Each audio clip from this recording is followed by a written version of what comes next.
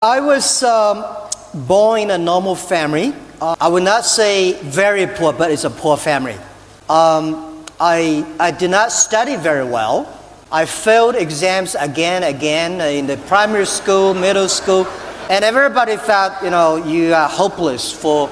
And then when I graduated from high school, I tried to join, to study in the university. First year I failed. Second year I failed. And then I started looking for jobs. I applied a lot of jobs, did not work out. And I tried the third time, joined the past examination, and went to the teacher's college. And after 4 years, I hate to be a teacher because no man wants to be a teacher in China. They think teachers, So I said, no, I would have loved looking for jobs in the other field. Well, in all my early days, I applied jobs for at least more than 30 times, all rejected. None of them even got one chance. I applied jobs one day for KFC, Kentucky Fried Chicken. 24 people went, 23 people accepted, I was the only guy. And 5 people together, classmates, we went for a job as a policeman. 4 people accepted, I was the only one rejected. And I applied for a job together with my cousin to work in a hotel as a guy serve in the hotel. My cousin was accepted, I was rejected. So I came back and my mother looked at me and said, and I told myself my luck has not arrived. Someday, something is waiting for me, but not today. And then when I started Alibaba, 1994, at the end of the year, I got an opportunity to went to USA. I discovered internet. I think this is something very interesting. Because if it's a network around the world, and this will be something might change the world, so I came back to China and I started my company. And it was so difficult because China was not even connected to the internet yet, 1994. It was a terrible experience. I worked myself, I had a joint venture with the other people, and then did not work out for 3-4 years. And then 1999, I started Alibaba. I invited 18 friends. Most of my students came to my home. I made a speech for 2 hours. I believe this thing is going to be big in the future, e-commerce. And everybody said e-commerce in China was hopeless because no payment, no logistic. China internet speed is so slow. At that time, there's no mobile phones. No payment, no credit card system. There's nothing. And I believe it in the future. Internet is going to change China. If we started and continue to work hard, we have the chance. So 18 people in my apartment, we decided that one day we will make a company that will be the top 10 companies in the world. We gathered the money. It was so difficult. But 19 years, we never give up our dream. We believe that we should use the internet to help small business, while at that time, most of the e-commerce company in America helping big companies. We think we should help small business. They think, Jack, you're crazy. Small business don't have money. How could you help people who don't have money? And I say, let's help them to make money. When they make money, we will make money. And America at that time, they say, e-commerce should help people to save the cost. I say, we should not help a small business to save the cost.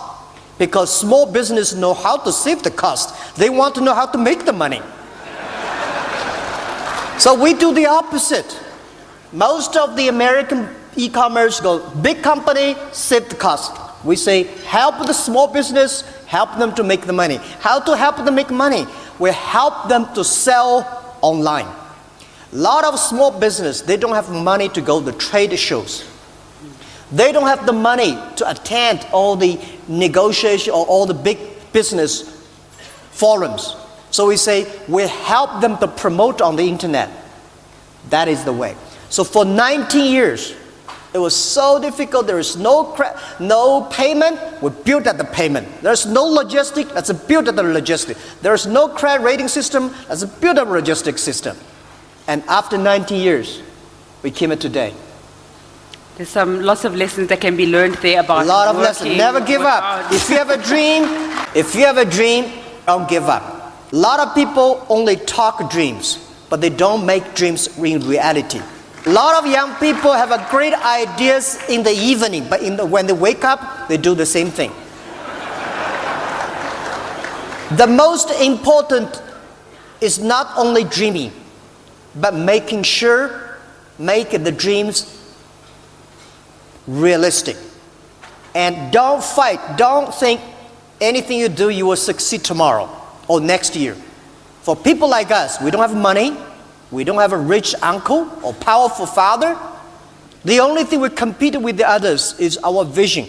We believe 10 years later, this will happen. And we get the team, start to do.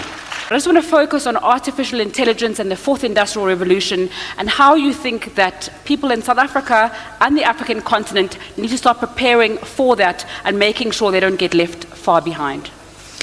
Well, first, I think there are a lot of things talking about artificial intelligence and robots and IoT, and people start to worry. Let me tell you, don't worry about it. Young people, don't worry. When you start to worry, you're getting old. Don't worry. People say, artificial intelligence is going to replace people. Trust me, human beings are always smarter and wiser than the machines. The first technology revolution, when the train comes, people say, this is going to replace jobs. A lot of people hate it, but train create more jobs. People got disappointed because machine is stronger. Machine is always going to be stronger than you are. That's why we design machines. People believe that machine one day will be smarter than human beings. I tell you, don't worry about it. Machine will be smarter than you are. Computers, they never forget. They calculate faster, and they never get angry and upset. They don't need to sleep. So don't worry, they're smarter, but human beings were wiser. Machines only have chips. Human beings have a heart. So you should have confidence. But how people should do it, I think very important for any countries. Let's think about one thing. For a country, if you want to develop, there are three basic things very important. The first is education. It's always good to invest in education. And invest in education, invest in people is the best investment in the whole world. And second thing is trust and build and support entrepreneurs. Make entrepreneurs the heroes, not making those game players the heroes. We have to ensure that it's entrepreneurs that they will use the technology, education go. And the top is a transparent, efficient government. So efficient government, entrepreneurs, and education. For catching the opportunity of IoT, artificial intelligence, very important is education system.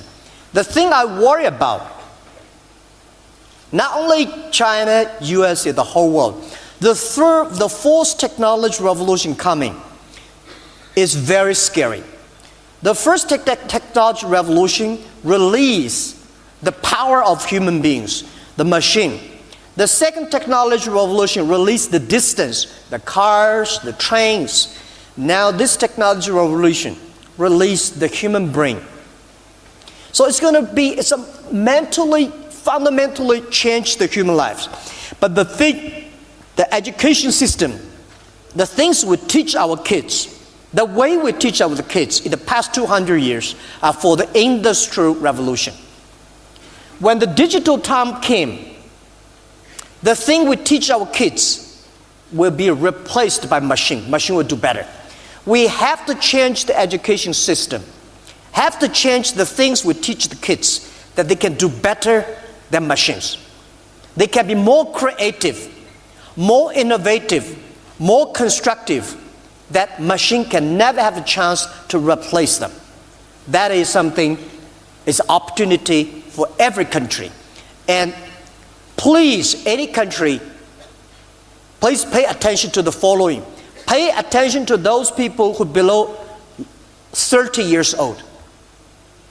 They are the internet generation.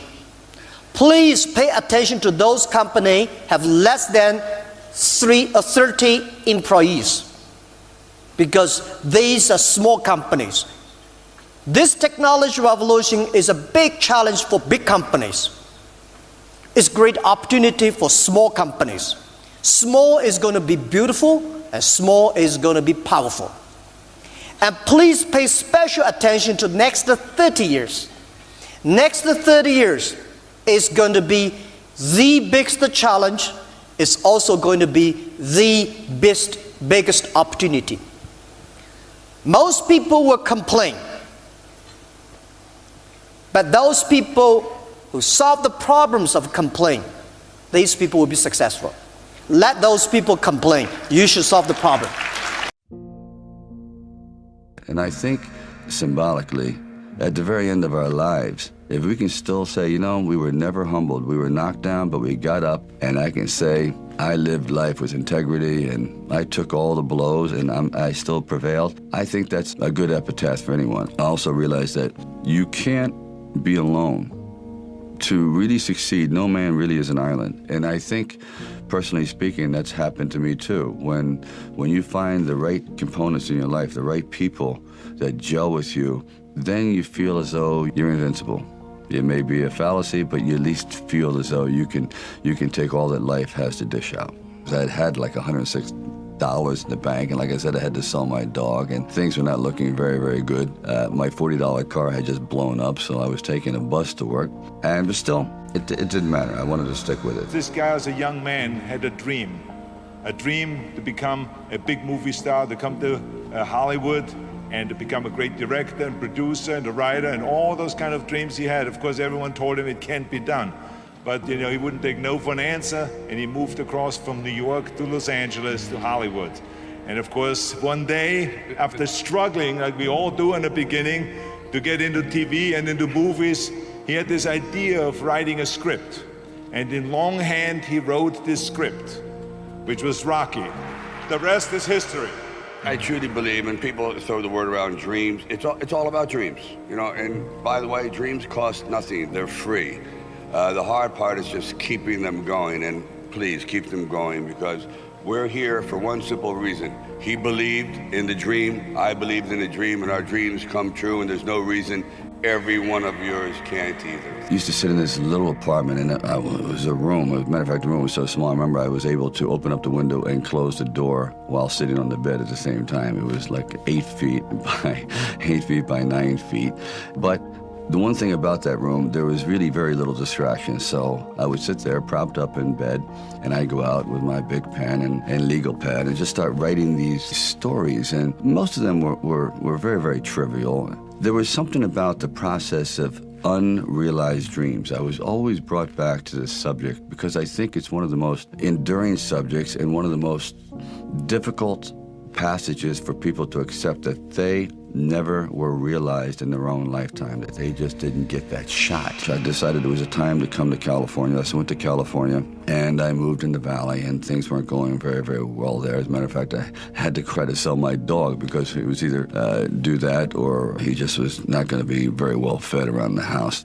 And then one night, I went to see Muhammad Ali fight Chuck Webb. For one brief moment, this supposed stumblebum turned out to be magnificent in the fact that he lasted and knocked the champion down. I said, boy, if this isn't a metaphor for life, his entire life crystallized at that moment. He will be remembered for all eternity, at least among the fight fans. He did something extraordinary. Now that is probably what I need as a catalyst for an idea. A man who's going to stand up to life and take one shot and maybe go the distance. So I started to write. I first met Bob Shardoff and Irwin Winkler, and I believe I was there on a casting call.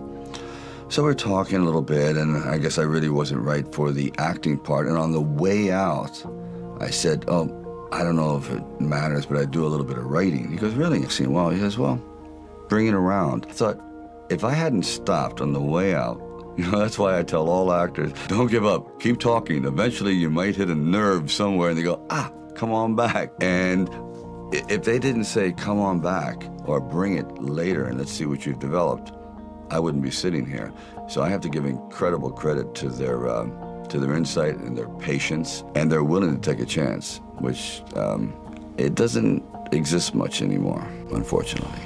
Originally, when I brought the script to them, they were fairly enthusiastic about it. The one thing they were not enthusiastic about was me playing the part. The story about you not giving them the script without agreeing to you starring in it, that is true. Oh yeah, definitely.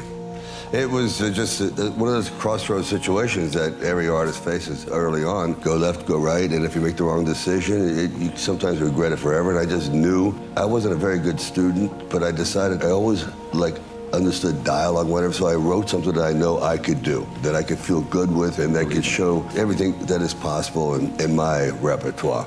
It was one of those things where you really roll the dice, and it paid off, but it was a big long shot. But there was something inside of me that this opportunity is never going to come around, and I really wasn't used to money, and I had no idea of what I would be missing, but the temptation started to come forward. First, it was $25,000, then $100,000. I never heard of $100,000 because I had like $106 in the bank, and like I said, I had to sell my dog, and things were not looking very, very good. My $40 car had just blown up, so I was taking a bus to work, but still, it didn't matter. I wanted to stick with it. Then it went up to $150,000, $175,000, and it went up to $250,000. Now my head was starting to spin, and I thought, all right, you've really managed poverty very well. You've got